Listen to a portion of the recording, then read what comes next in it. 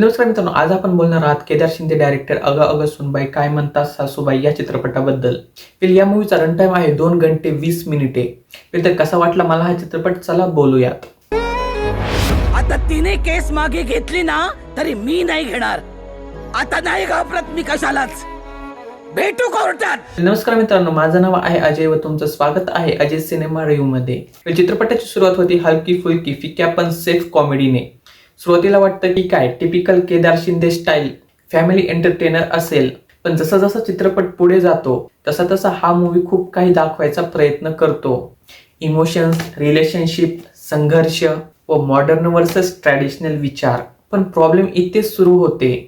मूवीमध्ये इतक्या सडन गोष्टी घडतात की ॲज अन ऑडियन्स आपण कुठेच इमोशनली कनेक्ट होत नाहीत. एक असा प्रसंग आहे जे खूप इमोशनल असायला हवा, पण तो इतका अचानक येतो की आपल्याला त्याचा इम्पॅक्टच बसत नाही व फील करण्याआधीच ते संपतो. वेळ स्पॉइलर न देता सांगतो, ते इमोशन कागदावर चांगलं वाटतं पण स्क्रीनवर चांगल्या प्रकारे पोहोचवलं नाही. चित्रपटाचा कोर आहे सासू सुनाचं नातं, पण दुर्दैवाने कोणत्याही रिलेशनशिपचा प्रॉपर बिल्डअप नाही. कॅरेक्टर्स नीट इस्टॅब्लिश होत नाहीत. कॅरेक्टरायझेशन वीक वाटतं.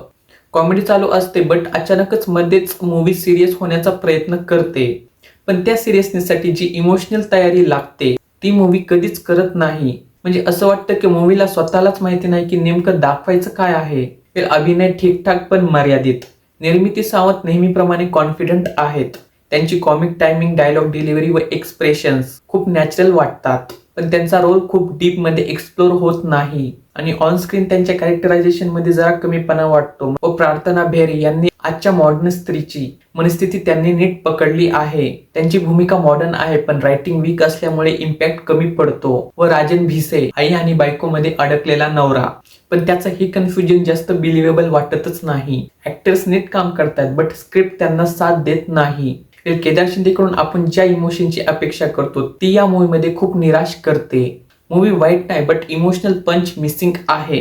कुठे कुठे खूप जास्तच म्हणजे पिक्चर इलॉजिकल वाटायला लागतो. खूप सीन्स अननेसेसरी वाटतात. काही अननेसेसरी सीन्स कट करून ते रिलेशनशिप्सवर फोकस केलं असतं तर जास्त मूवी इम्पॅक्टफुल झाली असती. फर्स्ट हाफ खूप स्लो आणि स्ट्रेच्ड आहे.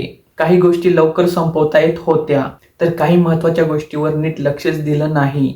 एकंदर पाहिलं तर स्टोरी घाईघाईत लिहिल्यासारखं फील होतं, पण पॅराडॉक्स म्हणजे मूवी तरी सुद्धा लांब वाटते. हे सगळ्यात मोठी निराशा क्लायमॅक्स.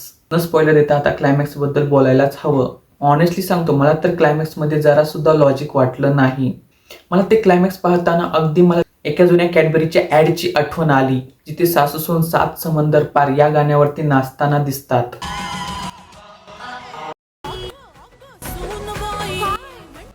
जिथे काहीतरी heart touching emotional play of असायला हवं होतं, तिथे एकदम मिनिंगलेस आणि फोर्स्ड एंडिंग दिलेली आहे. हा क्लायमॅक्स खूपच खराब लिहिलेला आहे. मला पर्सनली खूप इलॉजिकल वाटला. एकूण अगं अगं सुनबाई काय म्हणतात सासूबाई हा चित्रपट खराब नाही पण इम्पॅक्टही नाही. इमोशन्स फील होत नाहीत. कनेक्टिव्हिटी मिस आहे. केदार शिंदेकडून ज्या इमोशनल फॅमिली ड्रामाची अपेक्षा असते ती ही मूवी पूर्ण करत नाही. पर्सनली मला हा चित्रपट नाही आवडला. पर्सनली या मूवीचा क्लायमॅक्स व खूप साऱ्या गोष्टी म्हणजे आवडलेल्या नाहीत, बट ते स्पॉइलरमुळे मला इथे सांगता येणार नाहीत. ठीक आहे मित्रांनो, हे होतं माझं ऑनेस्ट मत या चित्रपटाबद्दल. तुम्ही जर हा चित्रपट पाहिला असेल तर तुम्हाला कसा वाटला नक्कीच सांगा. ठीक आहे मित्रांनो, तुमची व तुमच्या परिवाराची काळजी घ्या. थँक्यू. Take care. बाय.